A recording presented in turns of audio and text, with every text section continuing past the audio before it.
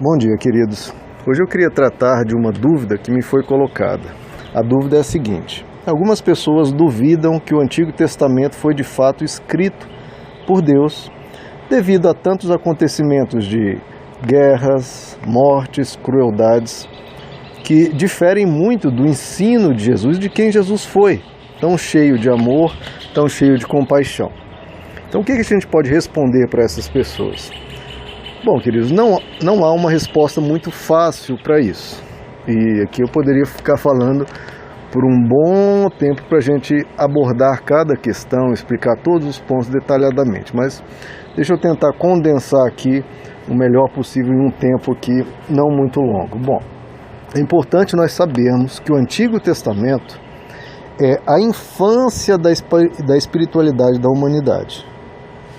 É como se fosse o primeiro grau escolar. Já o Novo Testamento seria como se fosse a faculdade ou mesmo o doutorado, onde há a revelação completa, onde se é entendido plenamente tudo o que Deus é. E por que Deus não ensinou tudo lá atrás? Porque as pessoas não tinham condições de aprender.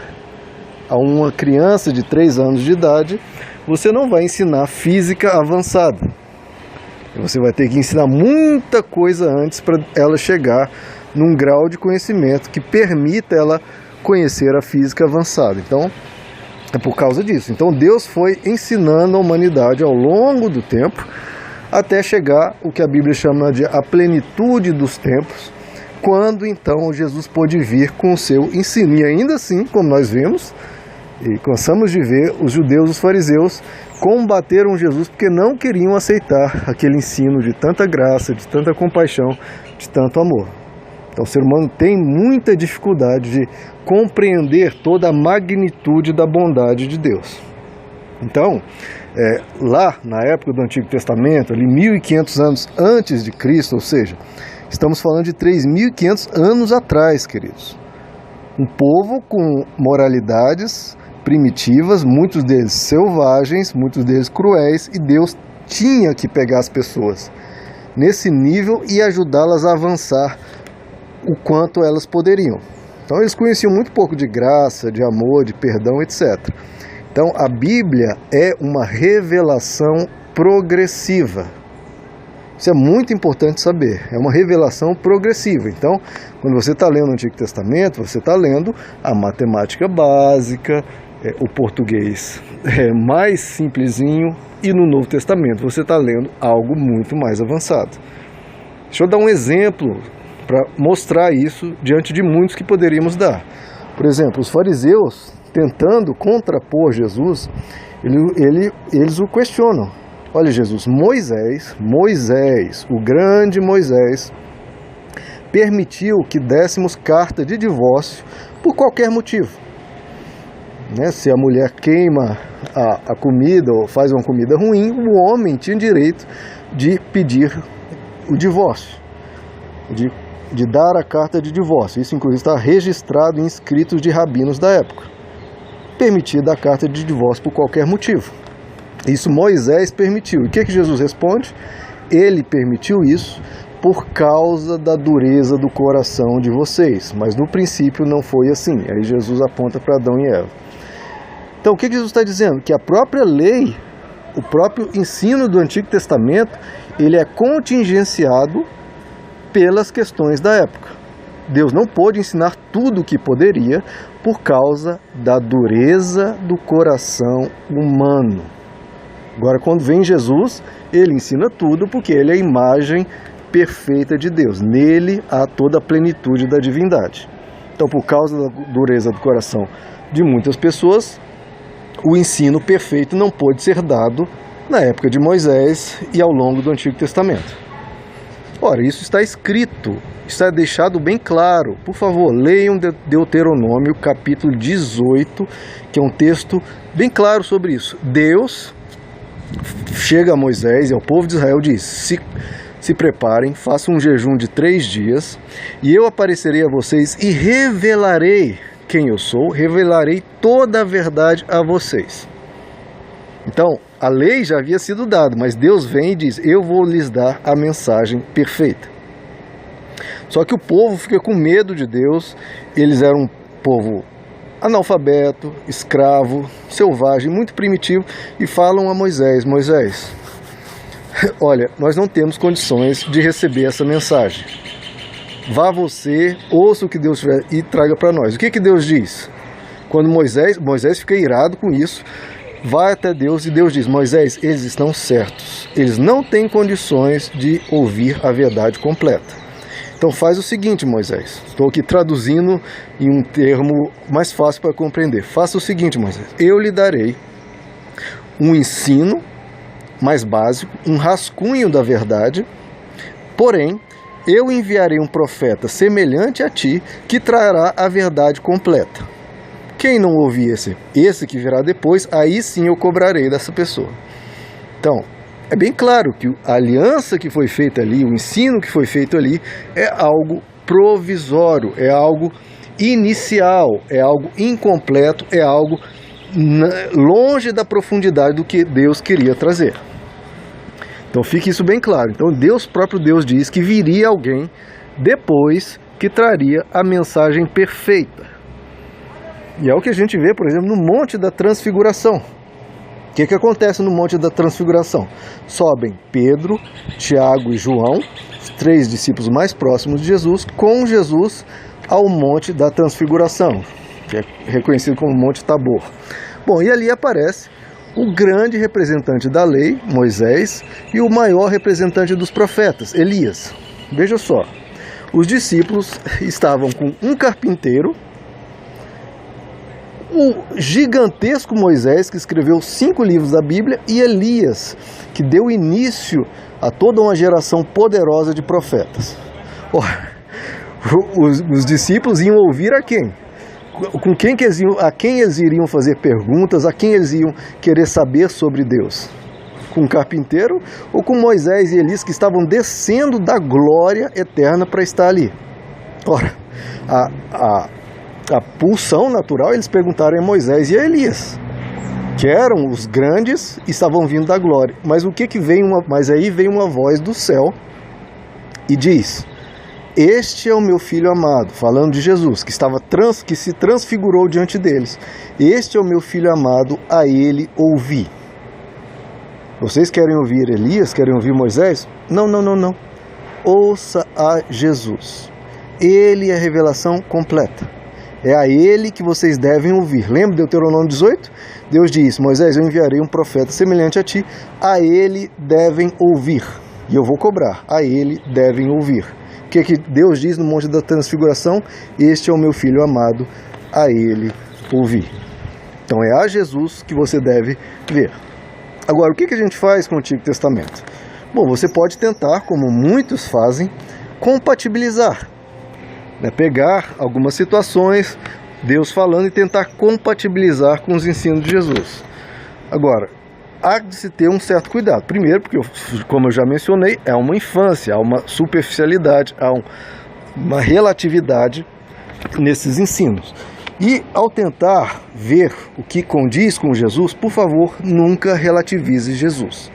Porque é Deus que diz: ouvi a Jesus. E quem não ouvir Jesus, eu vou cobrar. É a Jesus que você deve ouvir. Então não relativize Jesus. Jesus, ele é Deus. A Bíblia não é Deus. O Antigo Testamento não é Deus. Jesus é Deus. Na Bíblia contém registros importantes, mas Jesus é Deus. Você não cogita ouvir sobre Deus, colocar acima de Deus para se ouvir sobre Deus. A maior revelação sobre Deus é o próprio Deus. Então não relativize Jesus. Agora, esse esforço de compatibilizar nem sempre é necessário, porque você vai se desgastar muito e às vezes vai relativizar Jesus. Então olhe para Jesus. Veja, os discípulos com essa mentalidade do Antigo Testamento, e os fariseus tinham, que Jesus foi tentando quebrar, Lembra de que João diz: mestre, quereis que façamos descer fogo do céu sobre essa cidade que nos desprezou? Jesus pergunta: vocês não sabem de que espírito sois? Eu não vim para destruir, eu vim para salvar. Então veja que a mentalidade em Jesus é totalmente diferente. A mentalidade do Antigo Testamento muitas vezes era de destruir, de descer fogo do céu. como Elias fez, como Josué fez, como outros fizeram, a mentalidade de Jesus é outra. Eu vim para salvar. Então em Jesus, queridos, nós temos algo infinitamente superior. Guardem isso. Em Jesus nós temos algo infinitamente superior. Isso está escrito. Não é minha opinião. É a opinião de alguma teologia, alguma doutrina. Está escrito na própria Bíblia. E por favor, guardem isso. Sempre quando tiver essa dúvida, leiam 2 Coríntios capítulo 3. Lá está escrito, a partir do verso 7. O ministério que trouxe a morte. Está falando do Antigo Testamento. Não trouxe morte? Não trouxe guerras? Não trouxe matanças? Trouxe. Então o ministério que trouxe a morte, o Antigo Testamento, foi gravado com letras em pedras. Não foi isso? As tábuas? Mas esse ministério veio com tal glória, então havia uma glória ali. Ou havia um aprendizado, havia um ensino que você pode extrair dali, riquezas preciosas. Então, esse ministério veio com tal glória que os israelitas não podiam fixar os olhos na face de Moisés por causa do resplendor do seu rosto, ainda que desvanecente. Agora, não será o ministério do Espírito ainda muito mais glorioso? Então, se havia ensino, se há preciosidade nesse ensino que trouxe questões complicadas, questões até ruins, não haverá muito mais glória no ensino do Espírito da nova aliança? Se era glorioso o ministério que trouxe condenação, quanto mais glorioso será o ministério que produz justiça. Pois o que outrora foi glorioso, veja só, houve uma época que aquele ensino foi muito glorioso, foi muito mais avançado que as legislações das épocas, daquela época, que os costumes daquela época, que a moralidade daquela época. Então, tinha uma glória imensa. O Antigo Testamento foi uma evolução que você não consegue imaginar em relação à moralidade dos povos da época. Estou falando de 3.500 anos atrás. Imagine a selvageria que era. Então tinha uma glória imensa naquela época. Então outrora foi glorioso. Agora, porém, olha o que está escrito, queridos. Olhem o que está escrito. Prestem atenção.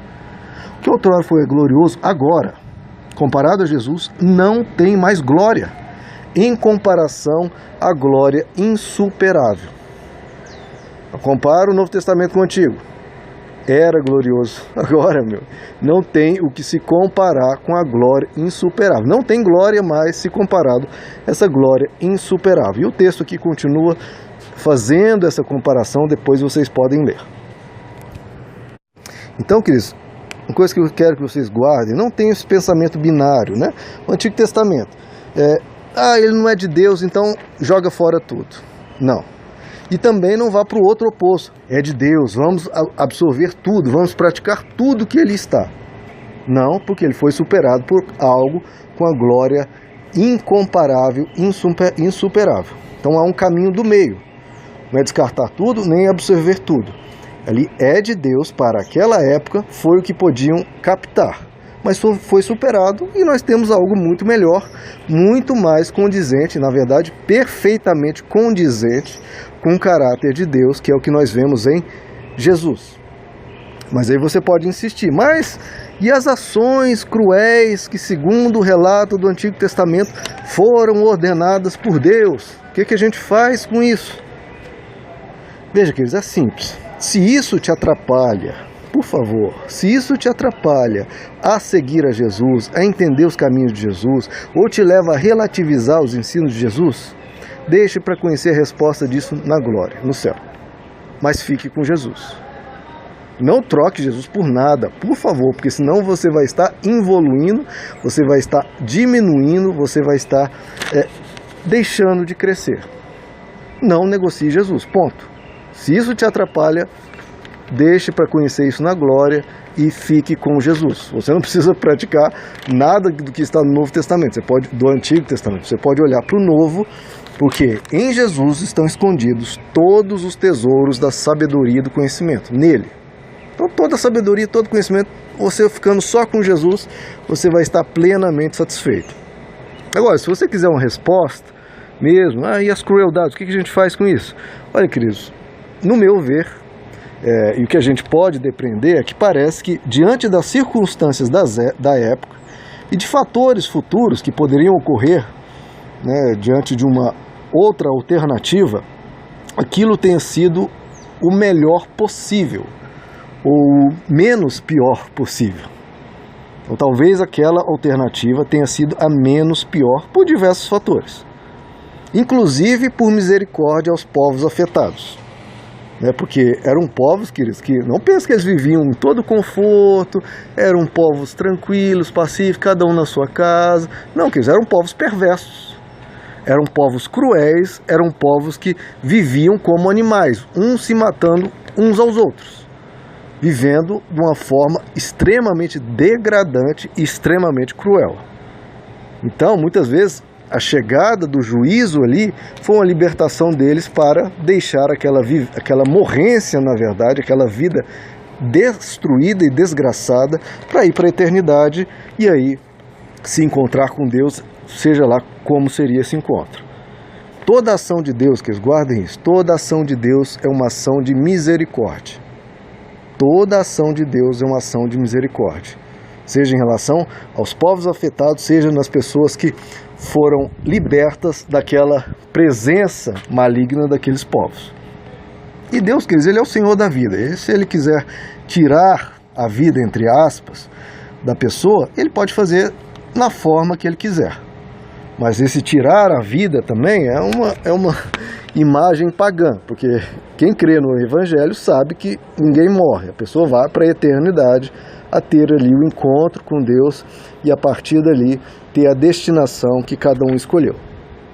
Então, bem claro, se para entender aquelas questões do Antigo Testamento isso te atrapalha absorver os ensinos de Jesus, deixa isso para lá.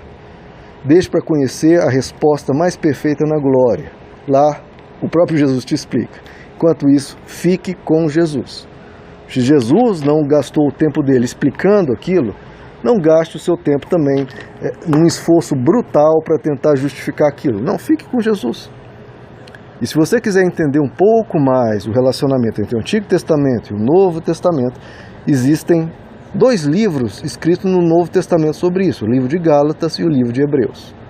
Leia esses livros e você vai ver que essa é a temática desses livros. O que a gente faz com o Antigo Testamento? Gálatas e Hebreus e, claro, capítulo 15 de Atos. Mas, como eu disse, o Antigo Testamento tem preciosidades, mas é em Cristo que estão escondidos todos os tesouros da sabedoria e do conhecimento. Ele que é Deus plenamente revelado. Ele é o esplendor da glória de Deus, a manifestação perfeita. Nele nós vemos 100% o caráter de Deus. Em outros lugares, às vezes sim, às vezes nem tanto. Olhe para Jesus, você vai estar no caminho certo. É simples assim. Seguindo a Jesus, você está seguindo o caminho, a verdade e a vida e estará chegando ao Pai por meio dele. Meus amados, que Deus os abençoe. A graça e a paz do Senhor.